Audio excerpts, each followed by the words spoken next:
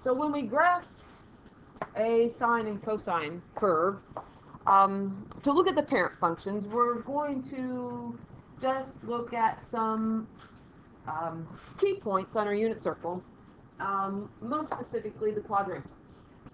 And the sine function is the one that we're going to graph. We're looking at the most basic of the sine functions, and that is called a parent function. And when we graph this, what we want to figure out is, well, what is the sine of 0? Well, the sine of 0 is 0.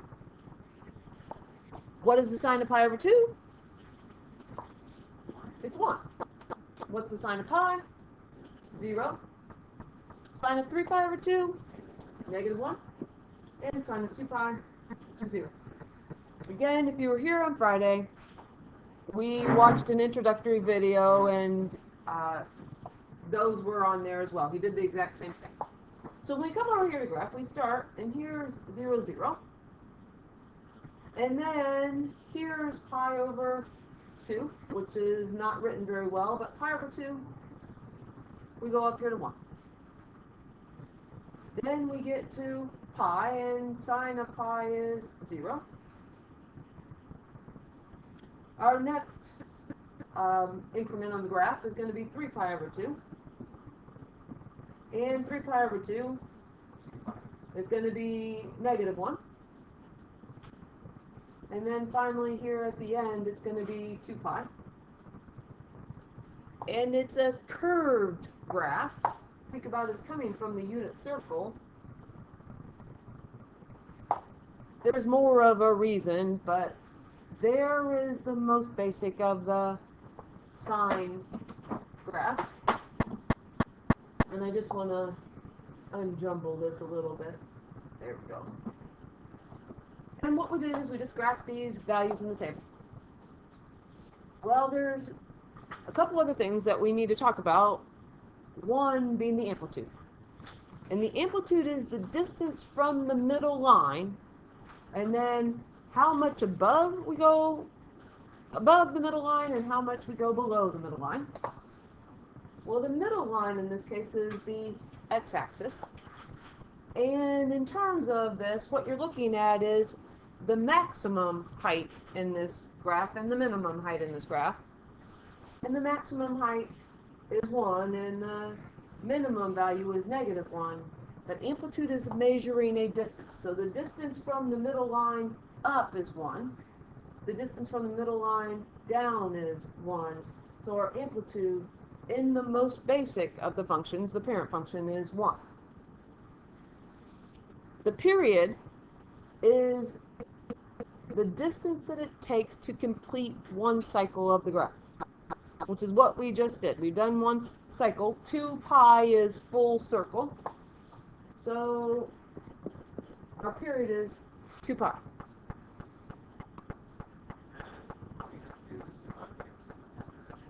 And we'll get to that in a couple minutes there, Ethan. At the bottom of the page, we've got a couple formulas.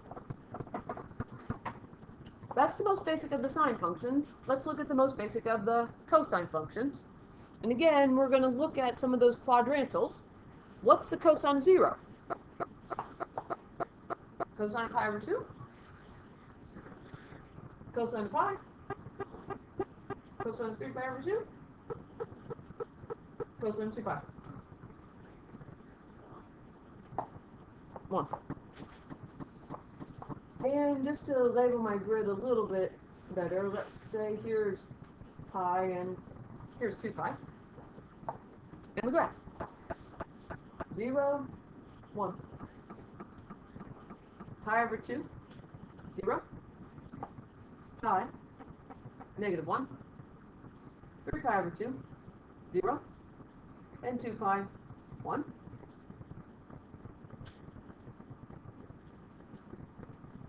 And there's our picture of our cosine graph. And I'm going to clean up the edges a little bit. Got a little bit overzealous here. But there's our cosine graph. Again, amplitude. Generally, the way I describe it is, how high does the graph go or how low does the graph go? the highest point in this graph is 1. The lowest point is -1. And technically, as you'll see here in the next screen, it's looking at the distance from the middle line. The middle line, in this case, being the x-axis. So how high is it above the middle line? It's 1. Or how low below the middle line is it? And that's a distance of 1 as well. So our amplitude is 1. And I'll try to get this out a little bit better. It doesn't seem to be flowing like it did this morning. But in order for us to go and complete one cycle of this graph, we need full circle, which is 2 pi.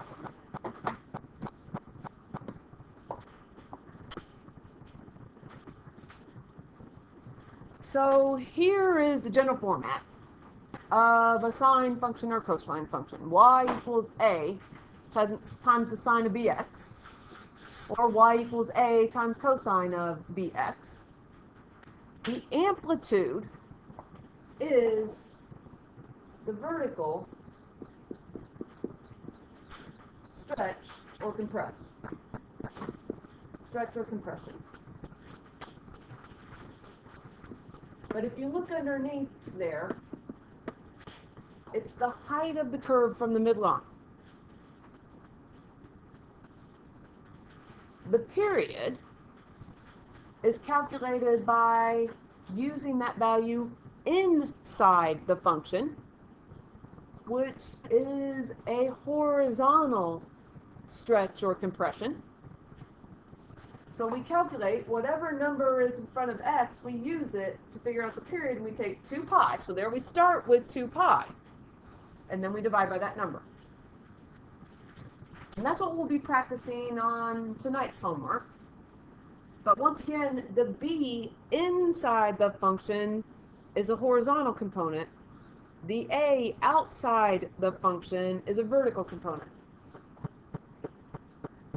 So if we look at this here, to figure out the amplitude and the period for each function, again, the amplitude, we're looking at the number in front of the function. So if we look at y equals sine of 2x, what's the coefficient on the sine of 2x? It's 1. It doesn't have to be written. But in terms of the period, what we need to do to calculate the period is we're going to take 2 pi, and we're going to divide that value. The problem says sine of 2x. We're going to take that 2 within the function. So our period on this problem, 2 pi divided by 2, is pi. And we've got a couple of examples. If you don't see that yet, we'll keep working on it. But the amplitude is coming from the coefficient on the function. On our next function here, it says y equals 3 times the sine of 1/3 x. Well, what's our amplitude? It's the 3, the number in front of the function. The period is going to have to be calculated with that 1/3 that is inside the function. And once again, we calculate it by taking 2 pi. I'm going to write this a little bit better. 2 pi, and we divide it by 1/3. And you could type that in your calculator if you do 2 divided by 1/3. Don't type in the pi. But if you're not typing it in the calculator, remember that when dividing, don't ask why, flip the second one and multiply. So this is going to be 2 pi times 3/1, which is 6 pi.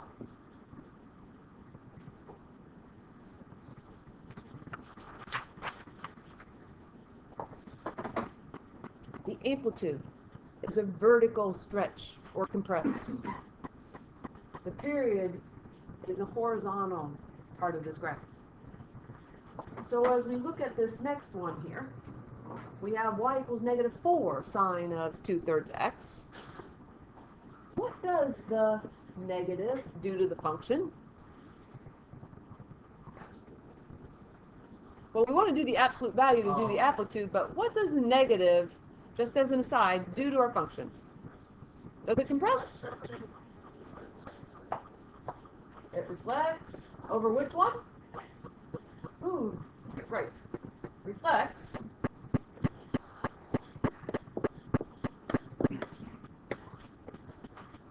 over the x-axis. But Ethan said something really good. If you look back at the formula on the front page of your notes, it says the amplitude is the absolute value of A. So if you're thinking that you need that negative in there, the absolute value of 4 is just 4. Then our period. Our period is determined by taking 2 pi divided by the 2/3, which is inside of our function. And yet again, I start sounding like a broken record, but when dividing donut y, flip the second one to multiply. This is 2 pi divided by 2/3. And again, if you want to type that in your calculator, just type in 2 divided by 2/3. Don't type in the pi. But then it's 2 pi times 3/2. And the 2's cancel out, and we end up with our period. This is 3 pi.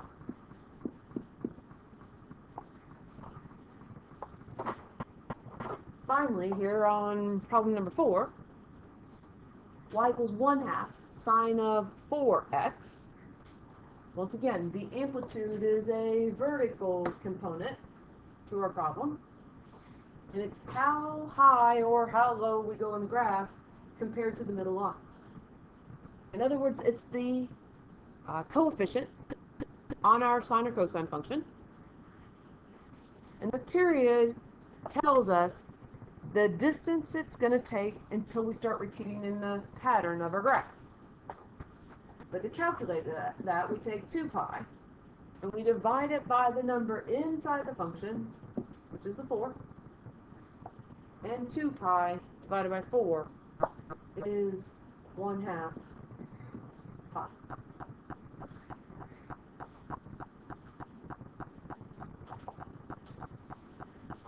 So later on here, those are some problems that you can work with, and actually we've got 2 more with pictures now. So on problem number 5, we have to determine, first of all, what is the parent function? Is it a cosine function or is it a sine function? And if you answer, tell me why you picked sine or cosine.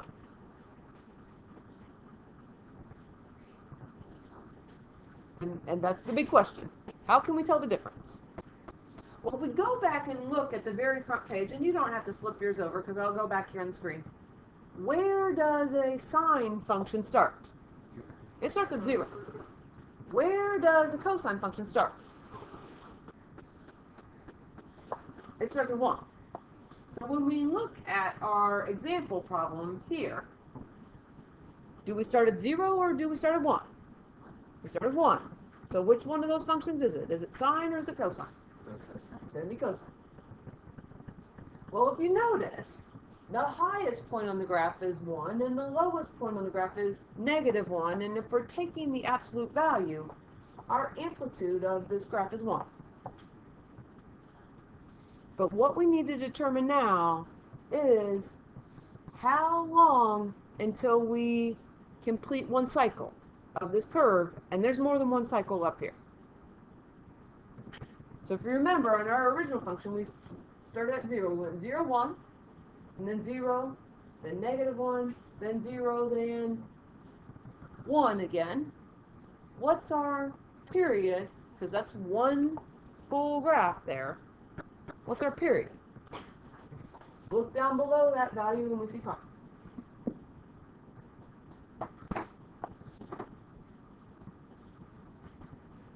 Same kind of approach here in problem number 6. We look at this one. How is it pi for this one? Just the highest one? Okay. Let me come back to it in a minute. So is this graph sine or cosine? It's going to be sine. We started at 0. Then we went up.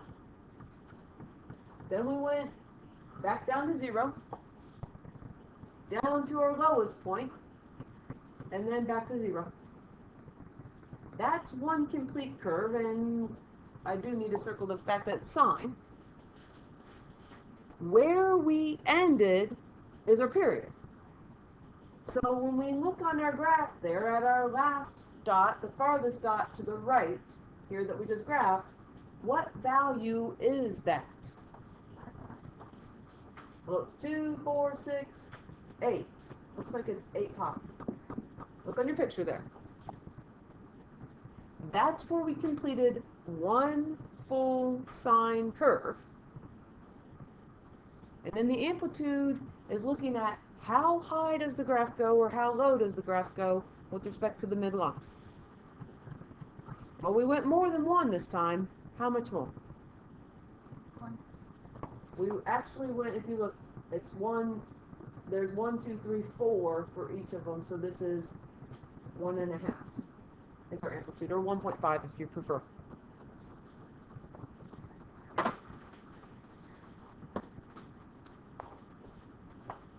So now that we're a little bit more comfortable with amplitude and period, we're going to graph. So problem number 7 says y equals 5 times sine of x. What's the amplitude in this problem? And I lost my directions there, but I'll pull those back up. Our amplitude comes from the coefficient on the sine function. Our period in this problem is determined by taking 2 pi divided by the number in front of the x inside the function. So it's 2 pi divided by 1, which is 2 pi. And we recently just discussed where sine starts on the graph. So when we start this picture, even though we have a different amplitude from what we've been dealing with, where does sine start? At 0. Now, in our parent function, what we'd do is we would go to our next value, and we would go to 1. Sine of pi over 2 is 1. But now our amplitude is 5. So instead of going up to 1, we're going to vertically stretch that up to 5. So, by the way, so pi over 2, pi. 3 pi over 2, 2 pi. We do want to try to label our grid here. So when we go to sine of pi is 0.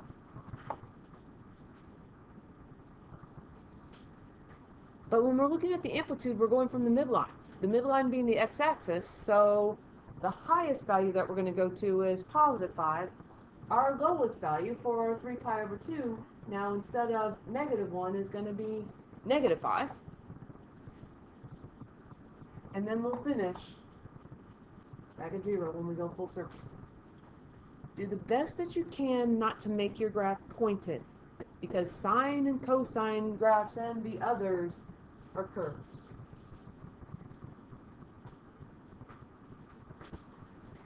And there's our picture of y equals 5 sine of x.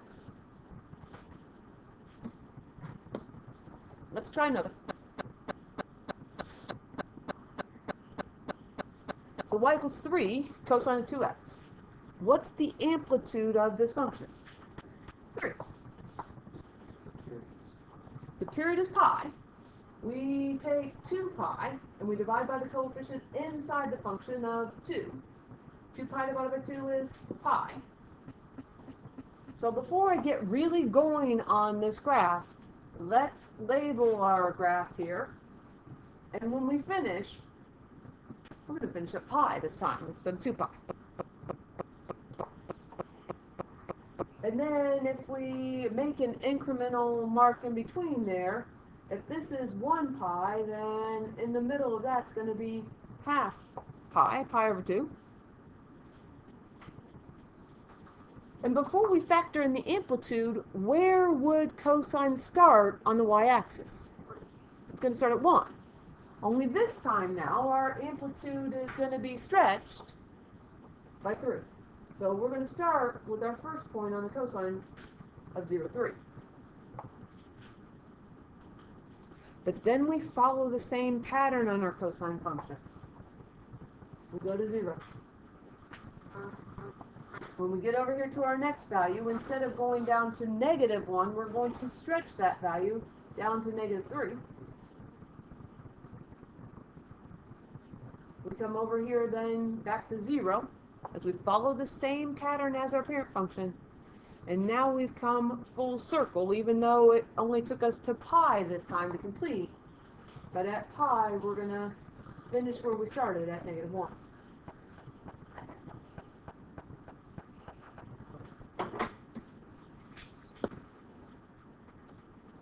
So number 9. Again, what we need to look at is we need to look at the amplitude and the period. What's our amplitude? We seem to be doing quite well with the amplitude. It's 1/2. And the 1/2, where we come up with that 1/2, is the 1/2 that's in front of the function. The 1/2 that's inside the function, beside the x, we need to use that to figure out what the period is. So what we're going to do is we're going to take 2 pi divided by 1/2, which is the same thing as 2 pi divided by 1/2. But when dividing, don't ask why, flip the second one and multiply. So it's 2 pi times 2/1, which means that this is going to be 4 pi.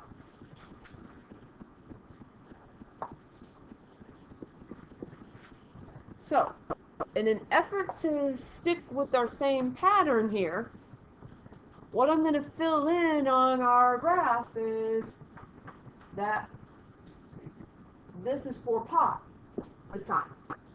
Did you see it? 1 pi, 2 pi, 3 pi, 4 pi.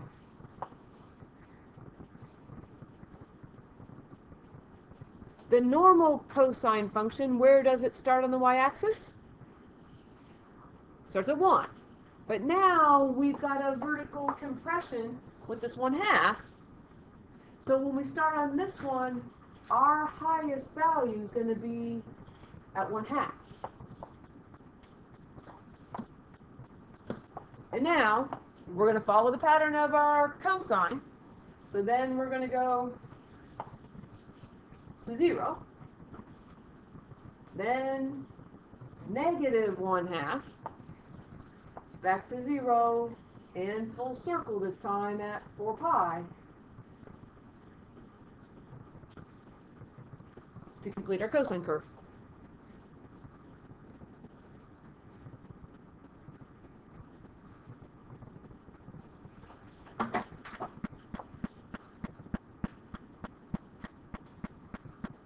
And they just take a little bit of practice. But find the amplitude and the period first, and then use it on your graph. So problem number 10 here, to get close to finishing, is we have y equals 3/4 sine of 3x. What is our amplitude in this function? 3/4. The coefficient on the sine. To calculate our period of this function, it's 2 pi, every single time, it's 2 pi divided by the coefficient on the x is 3. So we really didn't need a separate spot for that. We can just move that up. 2 pi over 3. And once again, to maintain our pattern here in our graph, 1, 2, 3, 4, here's our 2 pi over 3. That's where we're going to finish. What's the in-between value? We're going to put it here on our second mark there in our graph. Yep. 1 pi over 3.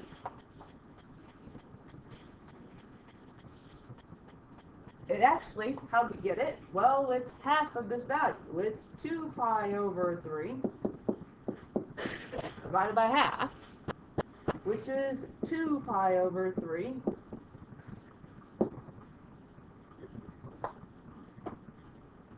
Try this one more time. 2 pi divided by 2 over 1, so then it's going to be 2 pi over 3 times 1/2, which is going to be pi over 3. I didn't do very well with that one, but that's how it came. That's where it came. 1 pi over 3, 2 pi over 3, this would be 3 pi over 3, this would be 4 pi over 3. Getting ahead of myself, but that's what it is. Just 1, 2, 3, 4, and then we can keep going. But where does sine start? Starts at 0. So that's going to start there. And then our next value, normally for sine, we would go up to 1. But how high are we going to go up on this one? We're just going to go up 3/4. So here's 1/2. And then a little bit more. Then at pi over 3, we're back to 0. And then our next value, instead of going down to -1, we're only going to go down -3/4.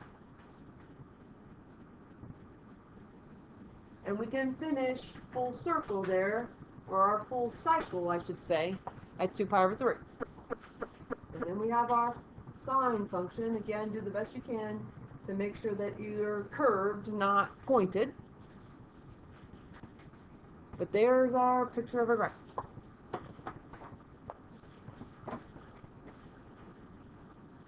So to summarize here for our last few minutes, something that helps me graph a sine function is knowing that our function, or knowing that the sine function is an odd function. And odd starts with O, and odd means that it's symmetric with respect to the origin. Because we'll graph more than one cycle. We are still kind of getting the introductions here today. A sine function is called periodic.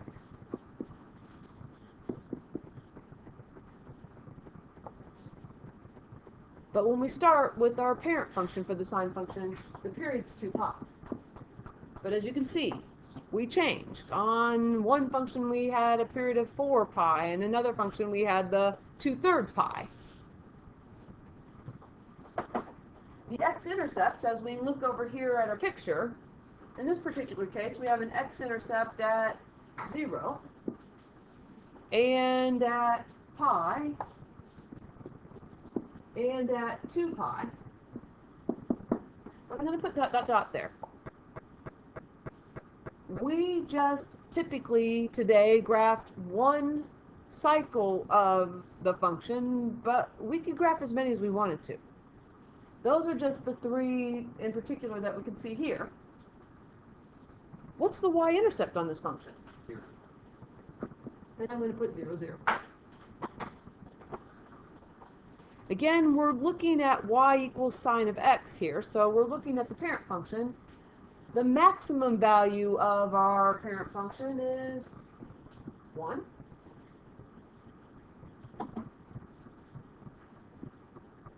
And it occurs at x equals pi over 2.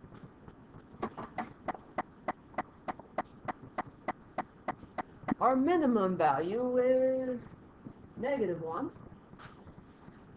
And it occurs at x equals 3 pi over 2. Well, the cosine, it's similar, but it's not the same. The cosine function is, well, I bet it's an even function. Odd, once again, origin, they go together. Even function means that it's symmetric with respect to the y-axis.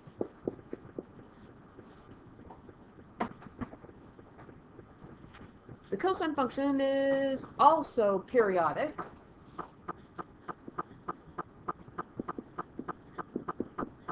And it also has a period of 2 pi.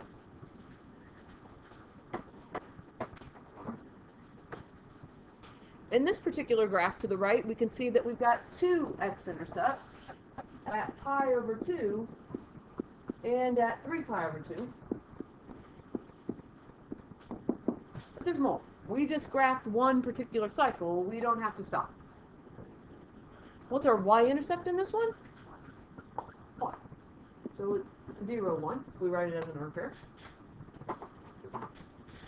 And as we finish here, the maximum value of a cosine function is still 1. The parent function, it's still 1. And it occurs at x equals 0, or, remember, when we came full circle at 2 pi. And we still have a minimum value of -1. And that value occurs at x equals pi.